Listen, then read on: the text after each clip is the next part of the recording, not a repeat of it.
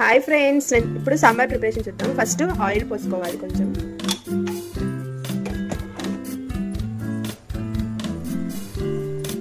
తాలింపు గింజలు వేసుకోవాలి.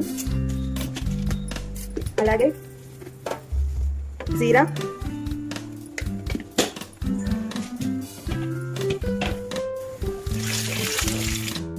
అలాగే ఆనియన్స్, క్యారెట్, టమాటో, మిర్చి, కరివేపాకు కూడా వేసుకోవాలి.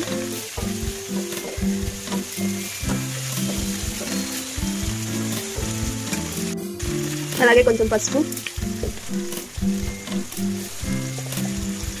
సాల్ట్,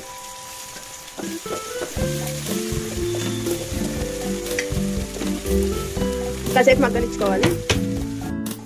నిమ్మకాయ సైజ్ అంతా చింతపండు తీసుకొని నానబెట్టుకొని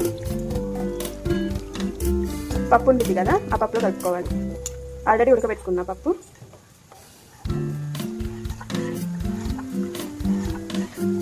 పప్పులో చింతపండు కలిపి పోస్తే త్వరగా మిక్స్ అయిపోతుంది. ఈ మధ్యపోయింది కాబట్టి మనం కలుపుకున్న పప్పు చింతపండు అవి నీళ్ళు పోతున్నాము.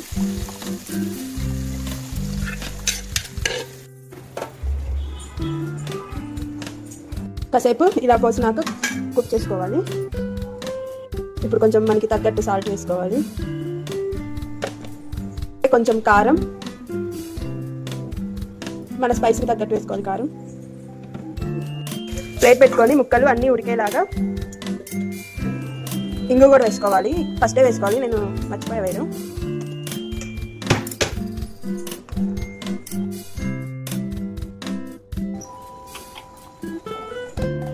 ట్వంటీ మినిట్స్ బాగా ఉడికినవి.